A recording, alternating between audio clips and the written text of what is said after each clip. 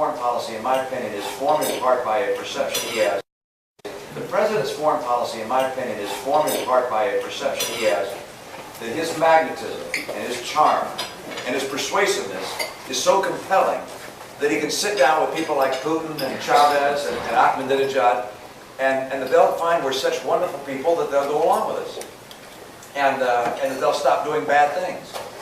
And it's an extraordinarily naive perception, and it has led to huge errors in North Korea, in Iraq, obviously in Iran, in Egypt, around the world. My own view is that the centerpiece of American foreign policy has to be strength. Everything I do will be calculated to increasing America's strength. When you stand by your allies, you increase your strength.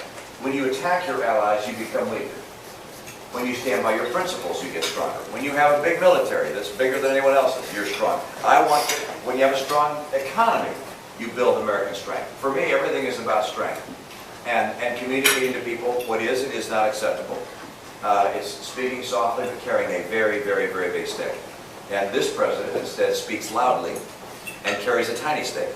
And that is, that's not the right course for a foreign policy. I saw Dr. Kissinger in New York.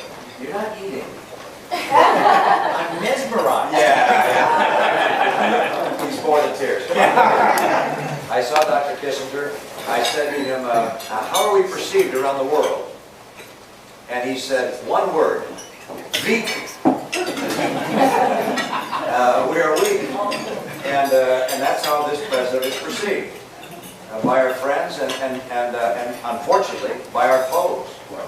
And it's no wonder that people like Kim Jong-un, the new leader of North Korea, announces a long-range missile test only a week after he said he wouldn't.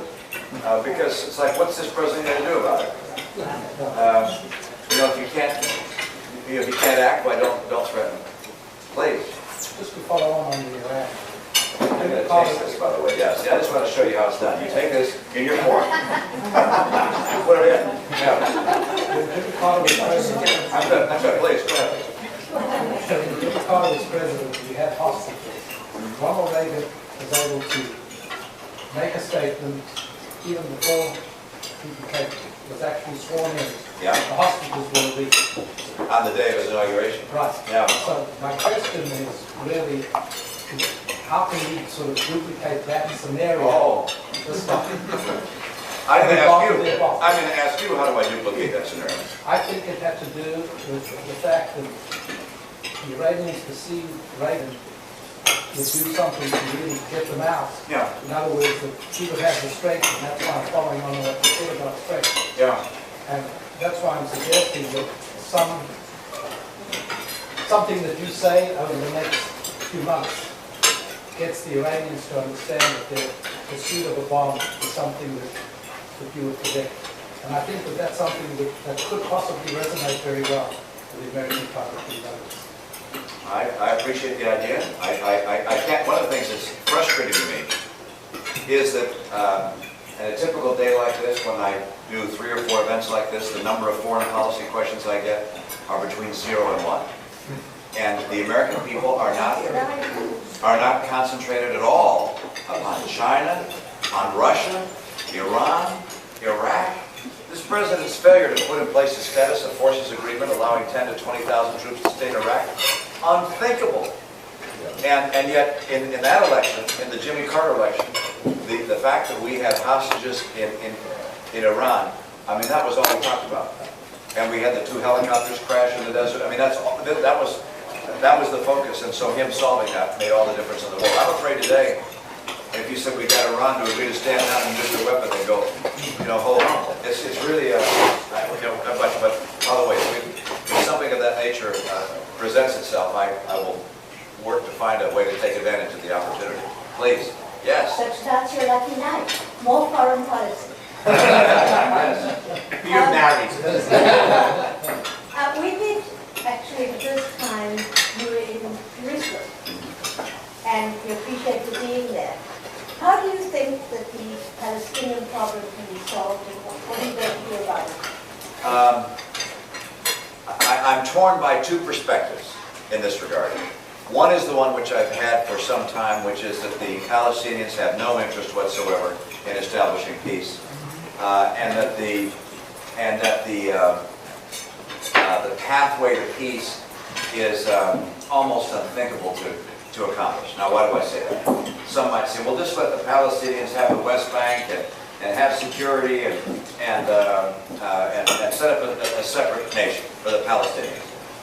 And then come a couple of thorny questions. And I don't have a map here to look at the geography, but the border between Israel and the West Bank is obviously right there, right next to Tel Aviv, which is the financial capital, the industrial capital of Israel, the center of Israel. It's what the border would be, maybe 7 miles from Tel Aviv to what would be the West Bank. 9 miles. Okay, I came close. 9 miles. The challenge is the other side of the West Bank. Don't go head to head. Yeah. The other side of the West Bank.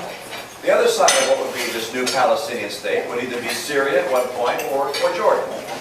And of course the Iranians would want to do through the West Bank exactly what they did through Lebanon, what they did in Gaza, which is the Iranians would want to bring missiles and armament into the West Bank and potentially threaten Israel.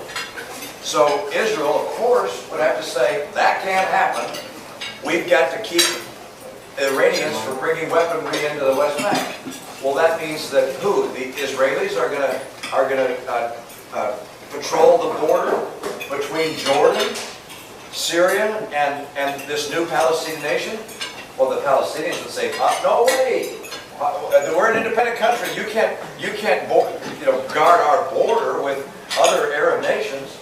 And then how about the import? How about flying into this Palestinian nation?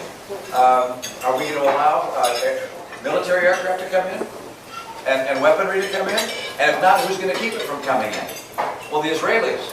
Well, the Palestinians are going to say, we're not an independent nation if Israel is able to come in and tell us what can land at our airport. These are problems that are very hard to solve, all right? And I look at the Palestinians not wanting to see peace anyway, for political purposes, committed to the destruction and elimination of Israel, and these thorny issues, and I say, there's just no way. And so what you do is you say you move things along in the best way you can, you hope for some degree of stability, but you recognize this is going to remain an unsolved problem. I mean, we live with that in China and Taiwan. All right, we have a potentially volatile situation, but we sort of live with it.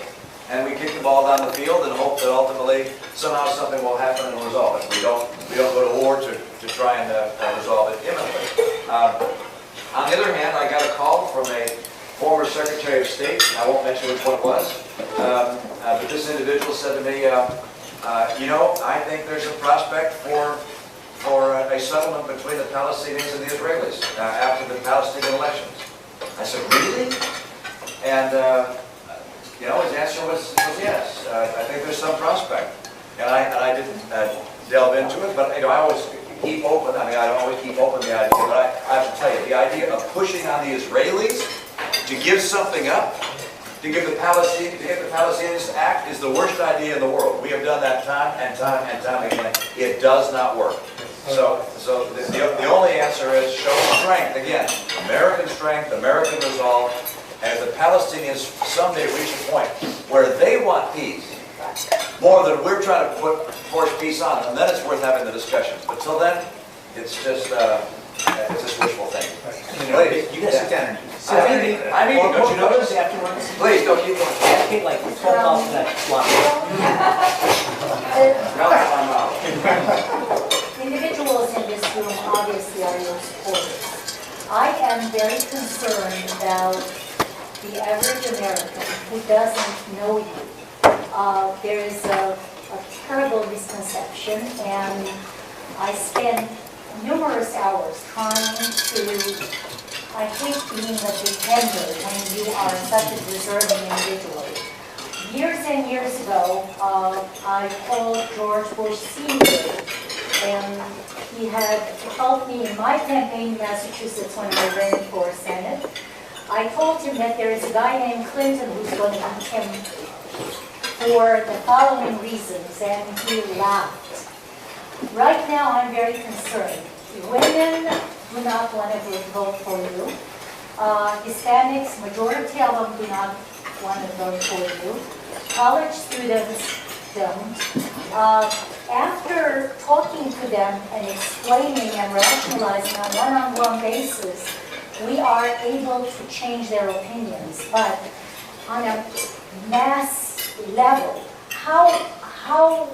what do you want us to do, this group here, as your emissaries, going out to convert these individuals to someone who's obviously going to be such an incredible asset to this country? We want you. But Well, what do we do? Just tell us how we can help. I have some good news for you. It's not impossible. And the reason I say that is, for instance, the New York Times had a poll last week, New York Times and NBC, and I was leading by 2 points among women. All right, now the president came out and said this is an outrageous poll, they don't know what they're doing, but by the way, the polls at this stage make no difference at all. But the point is, women are open to supporting me, they like the president personally, but they're disappointed. They're disappointed with the jobs they're seeing for their kids, they're disappointed with their own economic standing right now. So we can capture women's vote. We're having a much harder time with Hispanic voters.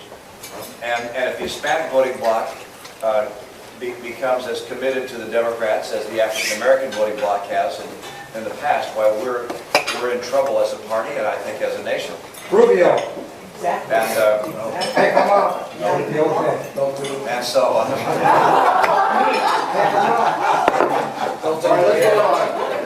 we have some great Hispanic leaders in our party that will help communicate what our party stands for. And frankly, what I need you to do is to raise millions of dollars, because the president's going to have about $800 or $900 million. That's by far the most important thing you can do. Because you don't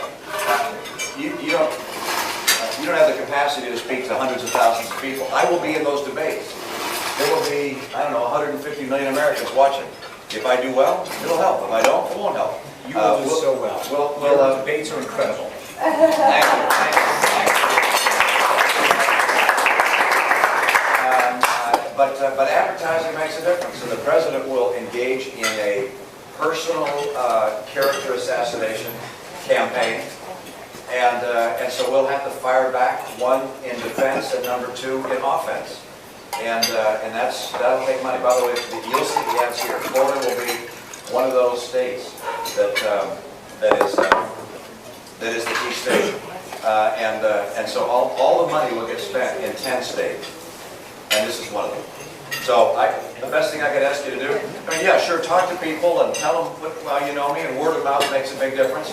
But you know, I'm not terribly well known by the general American public because we Known go as a through. rich boy. I mean, let's say he's a rich Hey, man.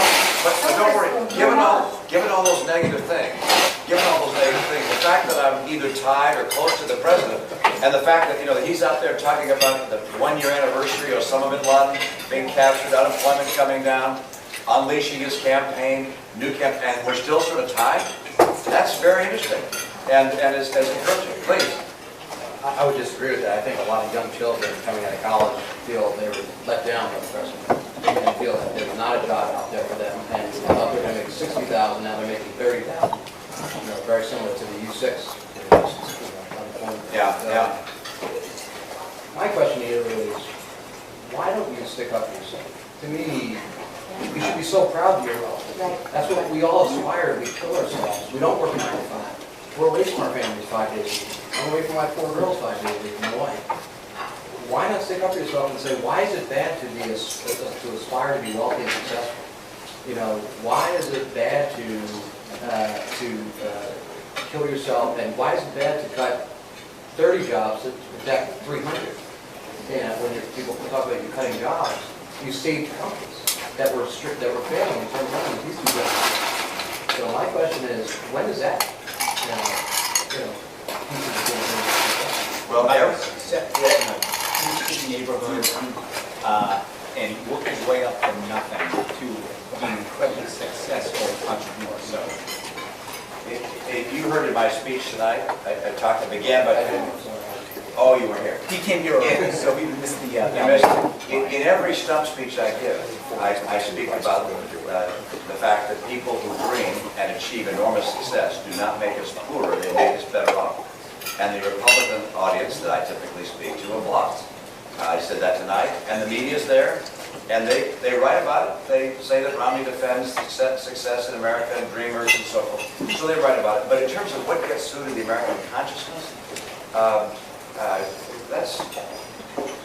I have very little influence on that at this stage as to what they write about. And that will happen. We'll have 3 debates. We'll have a chance to talk about that in the debates.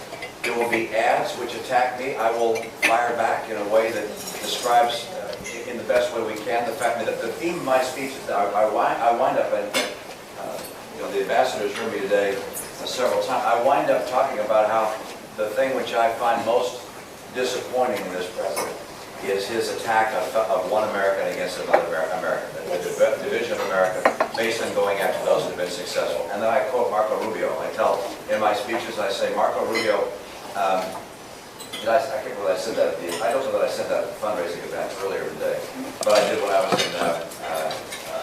in where? Exactly. I just said, Senator Rubio says that when he grew up here, poor, that they looked at people that had a lot of wealth. And his parents never once said, we need some of what they have. They should give us some. Instead, they said, if we work hard and go to school, someday we might be able to have that. And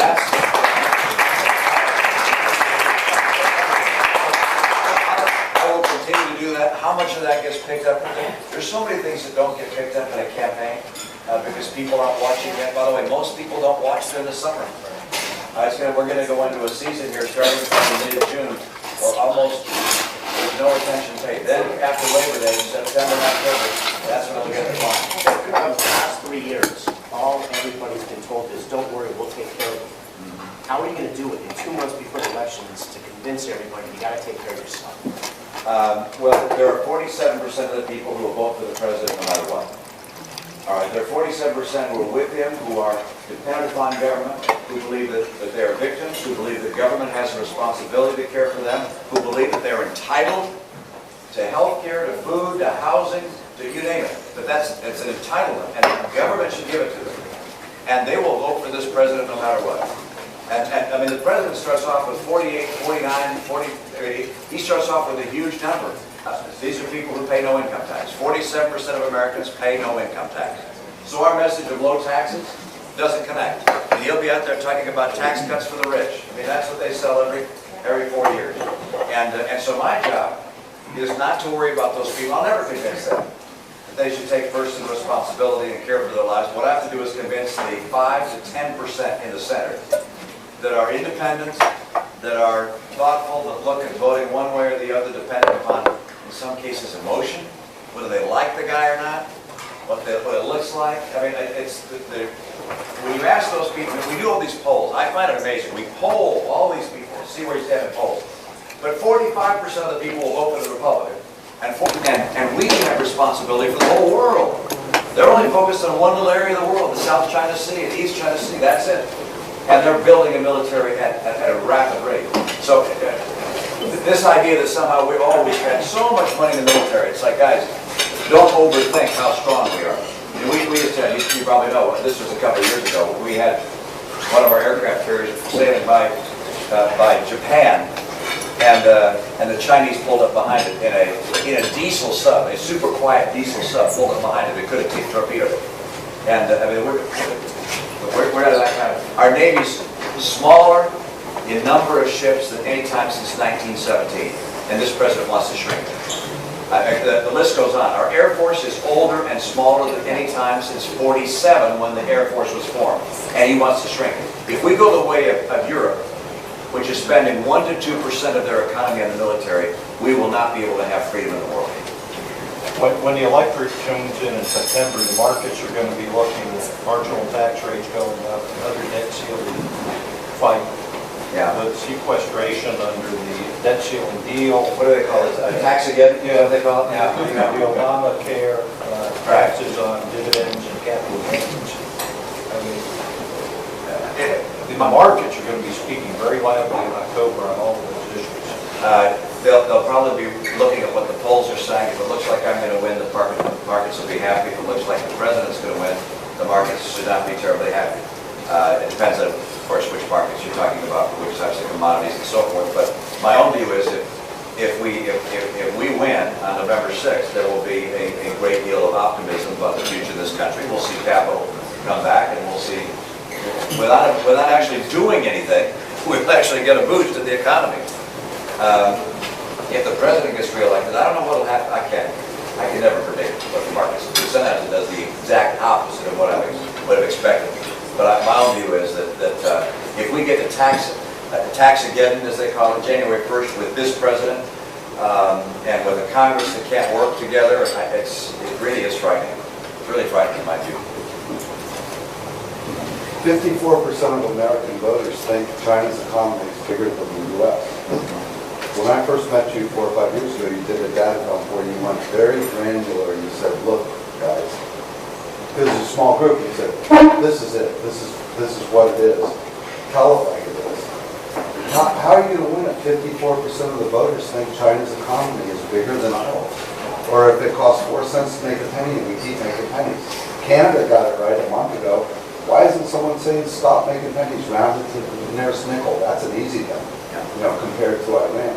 I want to see you take the gloves off and talk to people that actually read the paper and read the book and care about knowing the facts, and knowledge is power, as opposed to people that are swayed by, what sounds good at the moment.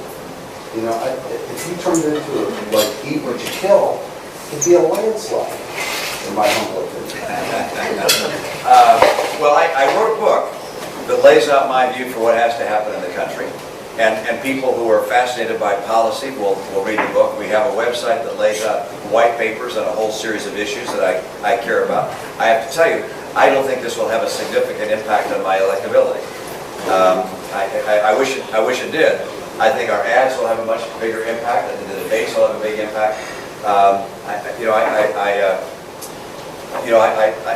I don't even know who Pete Peterson is, and he told us we were in trouble 20 years ago. But that's my point, which is being right. My dad used to say being right early is not good in politics. And in a setting like this, a highly intellectual subject on a whole discussion of a whole series of important topics typically doesn't win elections. And there are for instance, this president won because of hope and change. All right. He won because of hope and change. Keep the change. Yeah, well, so it's and I can tell you I have a very good team of extraordinarily experienced, highly successful consultants. A couple of people in particular who've done races around the world. I didn't realize these guys in the U.S., like the Karl Rove equivalents, they do races all over the world.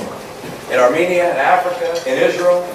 They work for Bibi Netanyahu in his race, and so they do these races and they see which ads work and which processes work best. And we have ideas about what we do over the course of the campaign.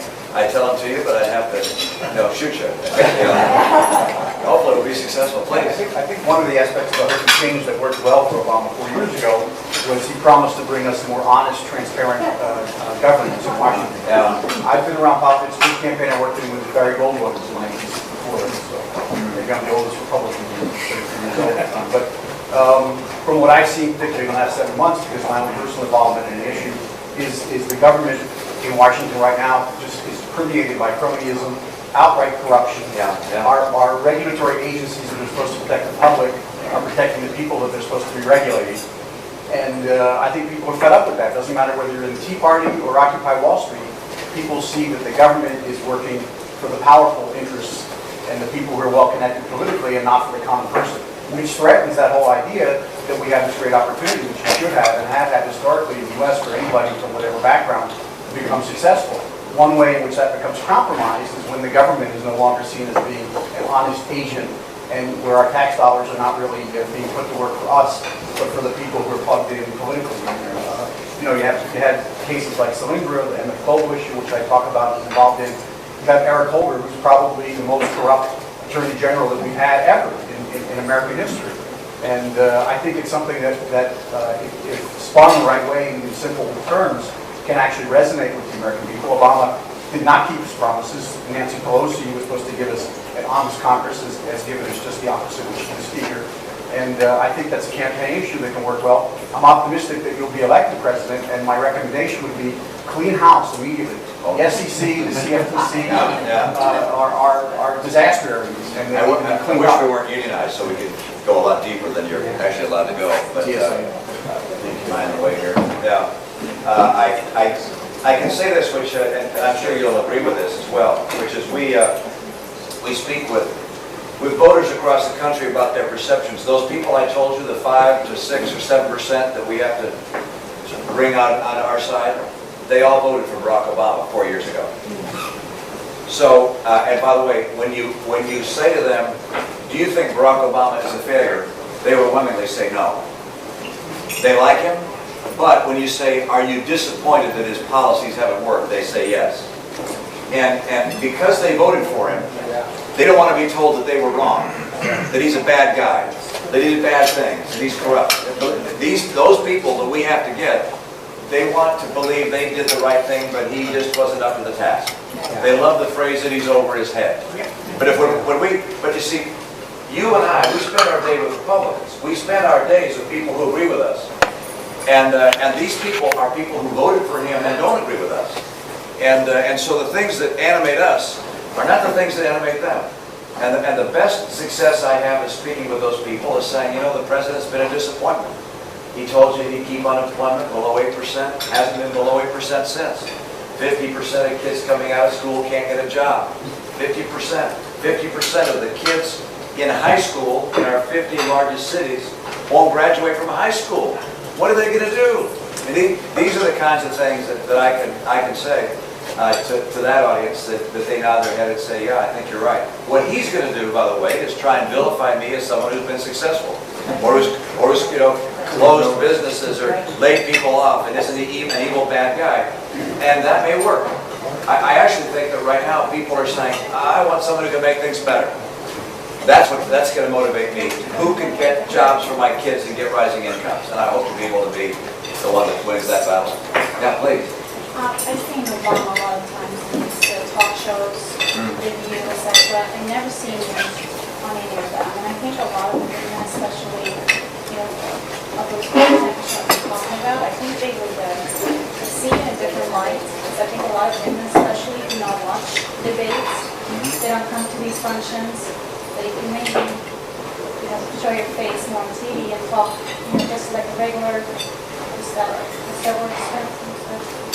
What's the typical American last name? Like Smith. It's Smith. Yeah. It's in Sweden, you say Johansson. So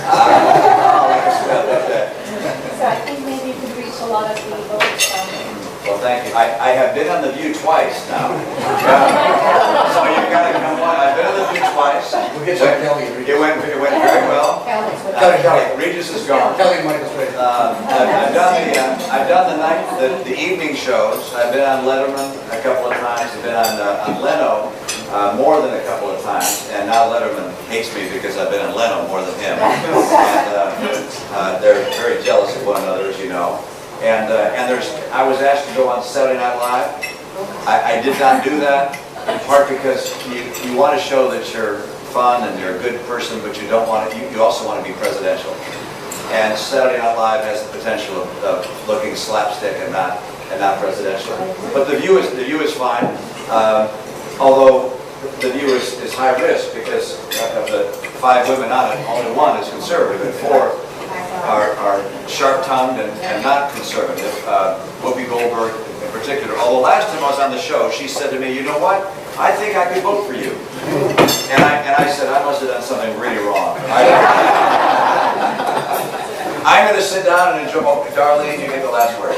I was just going to say, I think our media strategy would be sending Anne on The View. Yeah. Because she, I think, is your best surrogate, your best advocate. She connects so well. I mean, people talk so much about this connected, and somebody said over there, people think he's a rich guy. And those of us who know you know that that's, I'm poor as a church mouse. Oh, yeah.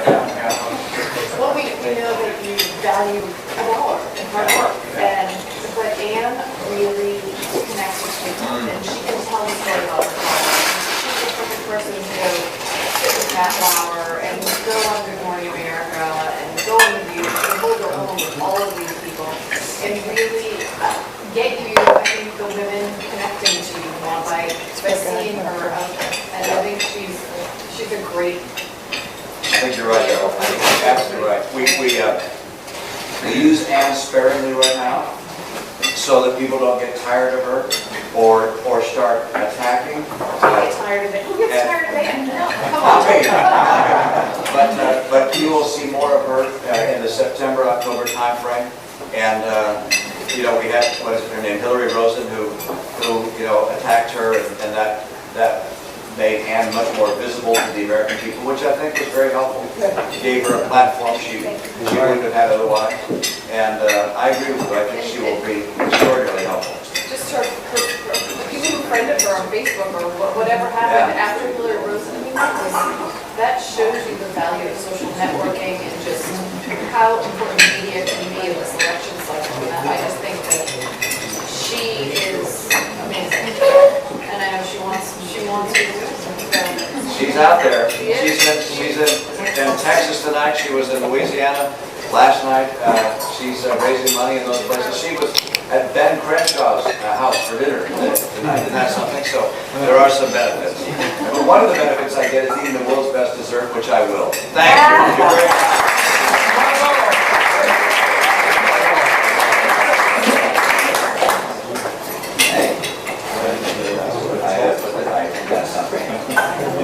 Wow.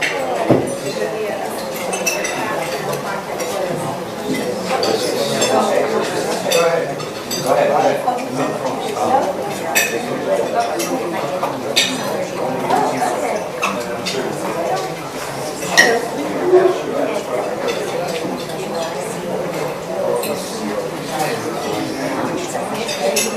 The governor of Michigan, great guy.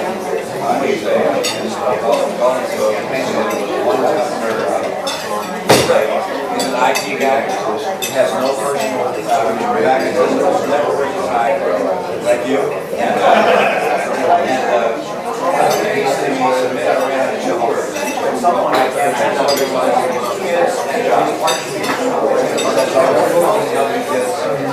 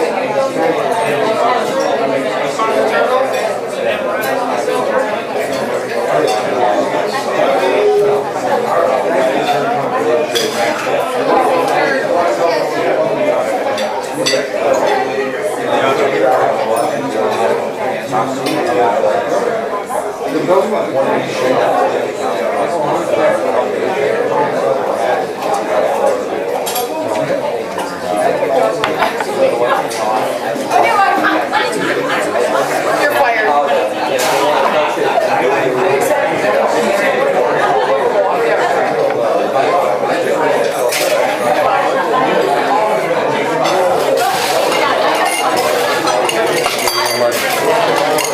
Secret Service is in his ear like we got a long ride to go get out.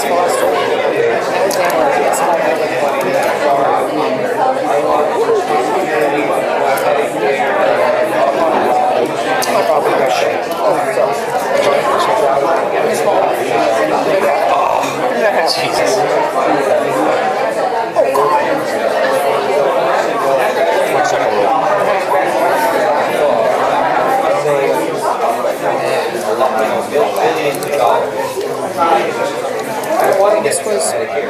I don't want to get